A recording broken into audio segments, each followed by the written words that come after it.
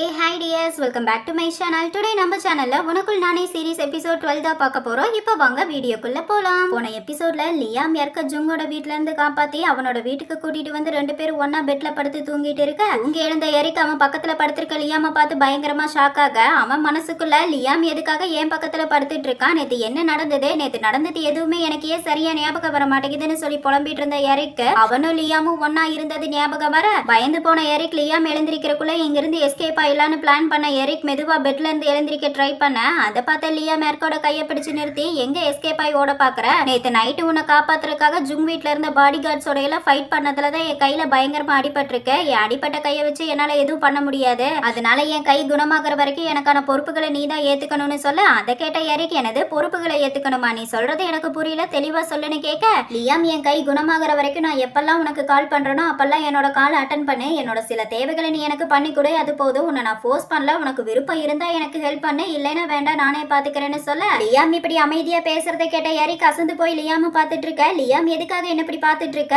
சரி நீ போய் குளிச்சுட்டு கீழே வா பிரேக்ஃபாஸ்ட் சாப்பிடலான்னு சொல்லி அங்கிருந்து போக பாத்ரூம்குள்ள வந்த எரிக் லியாம் எனக்கு ஹெல்ப் பண்ண வந்தனாலதான் அவன் கையில பலமா அடிபட்டிருக்கு, அதனால நான் அவனுக்கு உதவி பண்ணியே ஆகணும்னு சொல்லி முடிவு பண்ண எரிக் குளிச்சு முடிச்சு பிரேக்ஃபாஸ்ட் சாப்பிட கீழே வர அங்க எர்க்கோட ஃபேவரட் ஃபுட் எல்லாம் லியாம் குக் பண்ணி டேபிள் மேல வச்சிருக்க. அதை பார்த்த எரிக் லியாம் இன்னும் அவனையும் சரி அவனுக்கு பிடிச்ச விஷயங்களையும் சரி மறக்காம ஞாபகம் வச்சிருக்காங்கிறத தெரிஞ்சுக்கிட்ட எரிக் லியாம் கிட்ட உனக்கு குழந்தைகன்னா பிடிக்குமான்னு சொல்லி கேட்க லியாம் எனக்கு ரொம்ப பிடிக்கும், அதை பத்தி இப்ப எதுக்காக இந்த நேரத்துல கேட்கறேன், நான் தெரிஞ்சுக்கலாமான்னு சொல்லி கேட்க எரிக் சும்மா தான் கேட்டேன்னு சொல்லி மனசுக்குள்ள போல பத்தின உண்மையை நம்ம லியாம் கிட்ட சொல்லிடலாமா, ஒருவேளை நான் போல பத்தின உண்மையை நான் சொன்னேன்னா லியாம் போல என்கிட்ட இருந்து பிரிச்சிருவாரான்னு சொல்லி மனசுக்குள்ளேயே புலம்பிட்டு இருக்கேன். அதை பார்த்த லியாம் எரிக்கிட்ட நான் உன்கிட்ட ஒரு விஷயம் கேட்கலாமா, எனக்கு அதுக்கான உண்மையான பதில நீ சொல்லுவியான்னு சொல்லி கேட்க அதை கேட்ட எரிக் என்ன விஷயம் சொல்லுன்னு கேட்க லியாம் நீ எதுக்காக என்னை விட்டு பிரிஞ்சு போகணும்னு முடிவு பண்ண, என்ன பிரிஞ்சு போறதுக்கான காரணத்தை தெரிஞ்சுக்க நான் விரும்புறேன்னு சொல்ல அதை கேட்ட எரிக் லியாம விட்டு பிரிஞ்சு போறதுக்கான காரணமே உன்னோட அம்மா தாங்கிற உண்மையை சொல்ல வர அப்ப கரெக்டா எர்க்கோட சிஸ்டர் எம்மா கிட்ட இருந்து எர்க்குக்கு கால் வருது. அந்த பொண்ணு எர்க்கிட்ட பேர்லுக்கு உடம்பு சரியில்லை, அவன் அழுதுகிட்டே இருக்கான், உன்னை பார்க்காம அவன் அழுகையை நிறுத்த மாட்டான்னு நினைக்கிறேன், அதனால கொஞ்சம் சீக்கிரமா வீட்டுக்கு வான்னு சொல்ல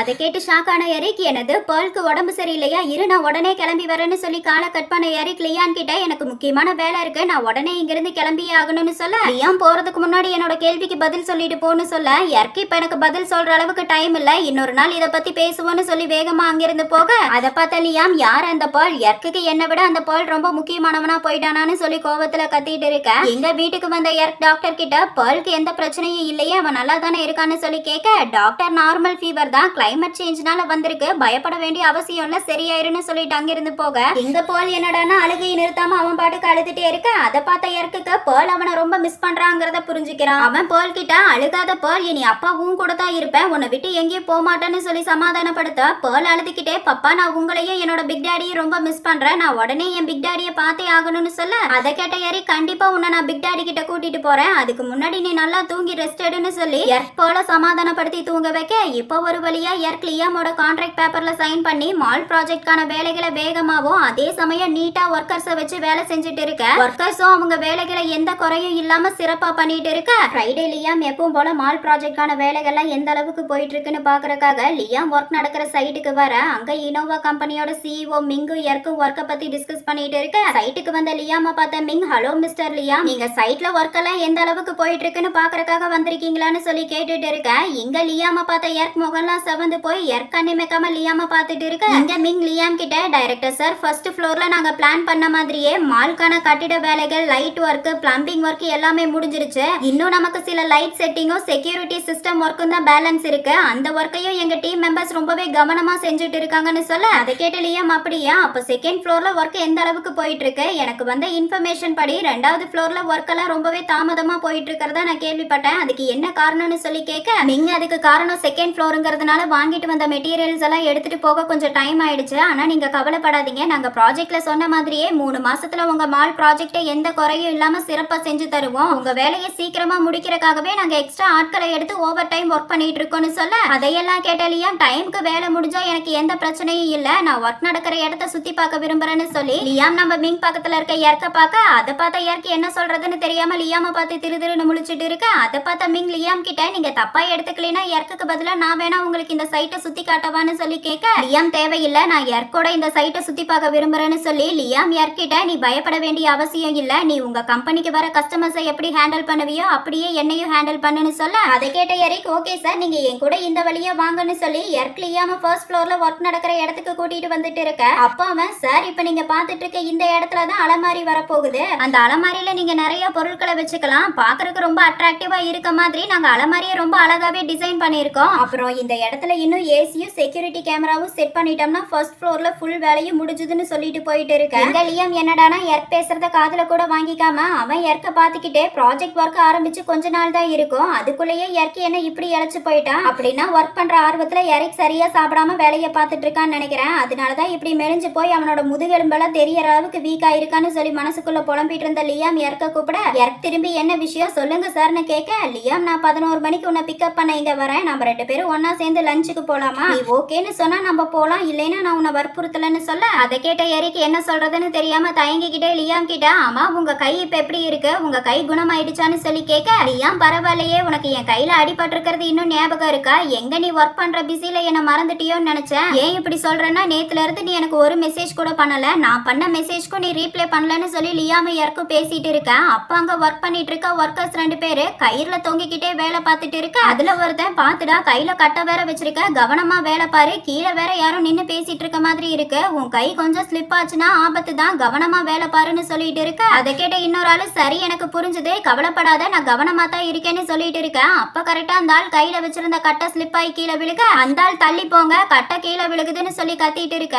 அந்த சத்தத்தை கேட்ட எரிக் லியாம் தள்ளி போன்னு சொல்லி கத்திக்கிட்டு எர்க் லியாம் மேல வந்து விழுக அந்த கட்டை நேரம் நம்ம எர்க் மேல வந்து விழுகுது அதை பார்த்து பயந்து போன லியாம் எர்க் உனக்கு எதுவும் ஆகலையேன்னு சொல்லி கத்திட்டு இருக்க இங்க அந்த ஆள் எர்க்கிட்ட நீங்க நல்லா தானே இருக்கீங்க பயப்படாதீங்க இது மரக்கட்டை இல்ல மரக்கட்டை மாதிரியே டிசைன் பண்ணப்பட்ட பிளாஸ்டிக் தான் சொல்ல அதை கேட்ட எரிக் லியாம் கிட்ட லியாம் உனக்கு எதுவும் அடிப்படலையே சாரி லியாம் நான் மரக்கட்டை விழுகுதுன்னு பயந்து போய் தான் இந்த மாதிரி பண்ணேன் பார்த்தா அது மரக்கட்டை இல்ல பிளாஸ்டிக் தானாமா சாரி நீ எதுவும் தப்பா எடுத்துக்காத ஒர்க்கர்ஸ் டே நைட் ஒர்க் பண்றதுனால களைச்சு போயிட்டாங்கன்னு நினைக்கிறேன் அவங்களுக்காக நான் உங்ககிட்ட மன்னிப்பு கேட்டுக்கிறேன்னு சொல்ல எர்க் சொன்னதை கேட்டு டென்ஷனான லியாம் உனக்கு என்ன பைத்தியம் பிடிச்சிருக்கா அது மட்டும் பிளாஸ்டிக் இல்லாம ஒரிஜினல் பலகையா இருந்திருந்தா உன்னோட நிலைமை என்ன ஆயிருக்குன்னு கொஞ்சம் யோசிச்சு பாரு எதுக்காக என்ன காப்பாத்துறதுக்காக உன்னை நீயே கஷ்டப்படுத்திக்கிறேன்னு சொல்லி கத்த அதை கேட்ட எரிக் லியாம் அவன் மேல வச்சிருக்க பாசத்தாலையும் அக்கறையாலையும் தான் கோவப்படுறாங்கிறத புரிஞ்சுக்கிட்டு அவன் மனசுக்குள்ள லியாம் மேல கட்ட விழுகிற மாதிரி வந்ததை பார்த்து அந்த நிமிஷம் எங்க லியாம்க்கு அடிபட்டுருமோ நான் பதறி போய் அவனை காப்பாத்துறதுக்காக ஓடி போன அந்த நிமிஷம் எனக்கு லியாம் மேல இருக்கிறது வெறுப்பு இல்ல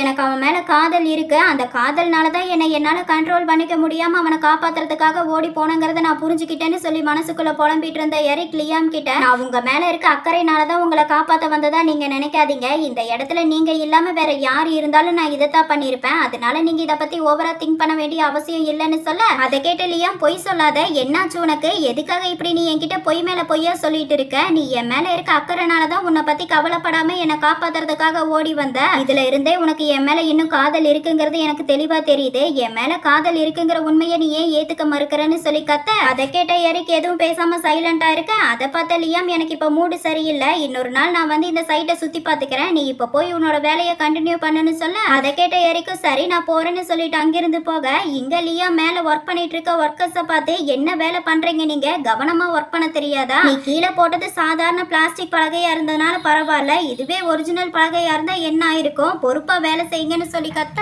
அதை பார்த்து பயந்து போன ஒர்க்கர் சாரி சார் திரும்பவும் இந்த மாதிரி தப்பு வராம பாத்துக்கிறோம்னு சொல்லிட்டு இருக்க இங்க லியாம் மனசுக்குள்ள எர்க்கியனை காப்பாத்துறதுக்காக அவன் உயிரை பத்தி கூட கவலைப்படல இதை வச்சு பார்க்கும்போது எர்க்குக்கு என் மேல இருக்க காதலும் அக்கறையும் இன்னும் அப்படியே தான் இருக்க மாதிரி தெரியுது ஆனா இதை ஏன் எரிக் ஏத்துக்க மறுக்கிறான் ஒருவேளை அவன் சொல்றதையெல்லாம் உண்மை அப்படியே நம்புற முட்டாள்னு என்ன நினைச்சிட்டானா என்னன்னு சொல்லி லியாம் புலம்பிக்கிட்டே அங்கிருந்து போக அடுத்த நாள் ப்ராஜெக்ட் ஒர்க்கை பத்தி டிஸ்கஸ் பண்றதுக்காக எர்க் அவனோட கம்பெனிக்கு சிஇஓ பாக்கறதுக்காக லிஃப்ட்டுக்கு வெயிட் பண்ணிட்டு இருக்க அப்போ அங்க லிஃப்ட்ல லியாமோட மேனேஜர் ஹான் வரா அவன் எர்க்க பார்த்து அட எரிக் ஏன் அங்கேயே நிக்கிற உள்ளவான்னு சொல்லி கூப்பிட லிஃப்ட்டுக்குள்ள வந்த எரிக் ஹானை பார்த்து ஹலோ மிஸ்டர் ஹான் என்ன திடீர்னு எங்க கம்பெனிக்கு வந்திருக்கீங்க ஏதாவது முக்கியமான விஷயமானு சொல்லி கேட்க ஹான் ஆமா மால் ப்ராஜெக்ட்ல சில இஷ்யூஸ் இருக்க மாதிரி தெரிஞ்சது அது உங்க சிஇஓ பார்த்து பேசி சரி பண்ணிட்டு போலாங்கறதுக்காக தான் இங்க வந்தேன்னு சொல்ல அதை கேட்ட எரிக் சைலண்டா அப்ப அவரும் உங்க கூட வந்திருக்காரான்னு சொல்லி கேட்டு சோகமாக ஹான் எனது அவரா யார் அவருன்னு சொல்லி யோசிச்ச ஹான் ஓ நீங்க டைரக்டர் லியாம பத்தி கேக்குறீங்களா அவர் இன்னைக்கு என் கூட வரல அவருக்கு இன்னைக்கு ஏசி பார்ட்னர்ஸ் கூட முக்கியமான மீட்டிங் இருக்கு அதனால சார் அந்த மீட்டிங் அட்டென்ட் பண்றதுக்காக போயிருக்காரு நான் இங்க தனியா தான் வந்திருக்கேன்னு சொல்ல அதை கேட்ட எர்க்கோட முகம் சோகமாக எர்க் சோகமா இருக்கிறத பார்த்த ஹான் எர்க் கிட்ட உங்ககிட்ட நான் ஒரு முக்கியமான விஷயம் சொல்லணும்னு நினைக்கிறேன்னு சொல்ல அதை கேட்ட எரிக் திரும்பி ஹானை பார்த்து என்ன விஷயம் அதுன்னு சொல்லி கேட்க ஹான் அது என்னன்னா அமெரிக்கால 5 வருஷமா நான் டைரக்டர் கூட ஒன்னா ஒர்க் பண்ணிட்டு பண்ணிட்டு இருக்கேன். 5 வருஷத்துக்கு முன்னாடி லியாம் சார் எப்படிப்பட்ட அதிர்ச்சியை அவரோட வாழ்க்கையில சந்திச்சாருன்னு எனக்கு தெரியல. அந்த அதிர்ச்சினால லியாம் சார் அட்ஜஸ்ட்மெண்ட் டிசார்டர்னால பாதிக்கப்பட்டிருக்காருன்னு சொல்ல அதை கேட்டு ஷாக் ஆன எரிக் என்னது அட்ஜஸ்ட்மெண்ட் டிசார்டரான்னு சொல்லி கேட்க அதை கேட்ட ஹான் ஆமா லியாம் சார் அவரோட உணர்ச்சியை கட்டுப்படுத்த முடியாம ரொம்பவே கஷ்டப்பட்டாரு. அதுல இருந்து வெளியே வரதுக்காக 5 வருஷமா அமெரிக்கால டாக்டர்ஸ் கிட்ட ட்ரீட்மெண்ட் எடுத்து மாத்திரை சாப்பிட்டு இருக்காரு. இருந்தும் அதனால எந்த பயனும் இல்ல. ஏன்னா அவரோட உணர்ச்சிகளை அவரால் கட்டுப்படுத்த முடியாம சார் நிம்மதியா தூங்கியே ரொம்ப வருஷம் ஆயிடுச்சு. அவரோட இந்த நிலைமைக்கு காரணம் எரிக் நீங்களா தான் இருக்கணும்னு எனக்கு தோணுதுன்னு சொல்ல அதை கேட்ட எரிக் எதனால உங்களுக்கு அப்படி தோணுதுன்னு சொல்லி கேட்க எனக்கு தெரியல. ஏன்னா நான் வெறும் வெளியாள் மட்டும்தான். உங்க 2 பேருக்குள்ள நடந்த விஷயம் எதுவுமே எனக்கு தெரியாது. டைரக்டர் சார் 5 வருஷமா கஷ்டப்படுறத வச்சு பார்க்கும்போது அவர் வாழ்க்கையில இருந்த ரொம்பவே முக்கியமான ஒருத்தர் அவரை விட்டு போனதை தாங்க முடியாம தான் இந்த நிலைமைக்கு வந்திருக்காருன்னு அவர் உயிரா நினைக்கிற ஒருத்தர் அவரை கைவிட்டதா நினைச்சுதான் இந்த அளவுக்கு வேதனையில தவிச்சிட்டு இருக்காருன்னு எனக்கு தோணுதுன்னு சொல்ல அதை கேட்ட எரிக் எனது நான் லியாம கைவிட்டதா நினைச்சு அவர் கஷ்டப்பட்டுட்டு இருக்காரான்னு சொல்லி மனசுக்குள்ள புலம்பி அழுதுட்டு இருக்க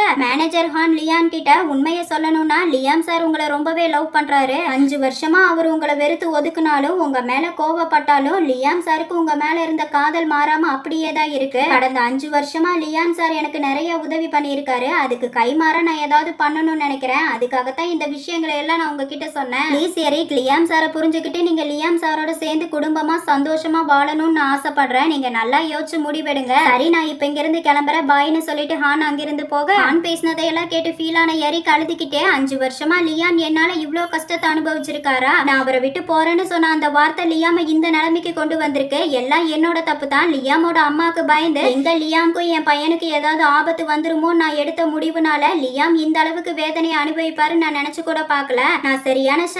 நான் செல்ஃபிஷா முடிவு எடுத்திருக்கேன்னு இப்ப தோணுதுன்னு சொல்லி எரிக் ஃபீல் பண்ணி அழுதுட்டு இருக்க ஒர்க்க முடிச்சு நைட்டு வீட்டுக்கு வந்த எரிக் பேர்லுக்கு கதை சொல்லி தூங்க வச்சு எரிக் பேர்லுக்கு கிஸ் கொடுத்துட்டு அவனோட ரூமுக்கு வந்து பேலன்ஸ் இருக்க ஒர்க்க முடிச்சிடலான்னு சொல்லி லேப்டாப்ல எரிக் ஒர்க் பண்ணிட்டு இருக்க இங்க லியாம் வீட்டுல காட்டுறாங்க. அவன் எரிக்க நினைச்சு ஃபீல் பண்ணி ட்ரிங்க் குடிச்சு வீடு ஃபுல்லா பாட்டில்ஸ போட்டு வச்சிருக்க போதையில இருக்க லியாம் எரிக்கு கால் பண்ண லியாமோட காலை பார்த்த எரிக் காலை அட்டன் பண்ணி சொல்லு லியாம் என்ன விஷயம் ஏதாவது முக்கியமான விஷயமானு சொல்லி கேட்க லியாம் நீ உடனே கிளம்பி என்னோட வீட்டுக்கு வான்னு சொல்ல அதை கேட்ட எரிக் மனசுக்குள்ள லேட் நைட் ஆயிடுச்சு இந்த நேரத்துல எப்படி போக முடியும்னு சொல்லி எரிக் லியாம் கிட்ட இந்த நேரத்துல எப்படி வர முடியும்னு சொல்லி கேட்க லியாம் நீ வந்துதான் ஆகணும். நீ எனக்கு சத்தியம் பண்ணிருக்க நான் எப்பெல்லாம் உன்னை கூப்பிடுறனோ நீ அப்பெல்லாம் என்ன பார்க்க வருவேன்னு சொல்லியிருக்க. ப்ளீஸ் என்ன பார்க்க வா நான் உன்னை ரொம்ப மிஸ் பண்றேன்னு சொல்லி ஃபீல் பண்ண அதை கேட்ட எரிக் என்னாச்சு லியாம்க்கு ஏன் இவரோட வாய்ஸ் இவ்வளோ டல்லா இருக்கு ஏதாவது பிரச்சனையா இருக்குமோன்னு நினைச்ச எரிக் வேகமா சரி நான் வரேன்னு சொல்லி காலை கட் பண்ண எரிக் அவனோட தங்கச்சி அம்மாக்கு கால் பண்ணி வீட்டுக்கு வர வச்சு எனக்கு ஒரு முக்கியமான வேலை இருக்கு நான் வெளியே போகணும் நான் வர வரைக்கும் போல பாத்துக்கோ நான் உன்னை திரும்ப திரும்ப தொல்லை பண்றேன்னு நினைக்கிறேன் என்னை மன்னிச்சிருன்னு சொல்ல அதை கேட்ட ஏமா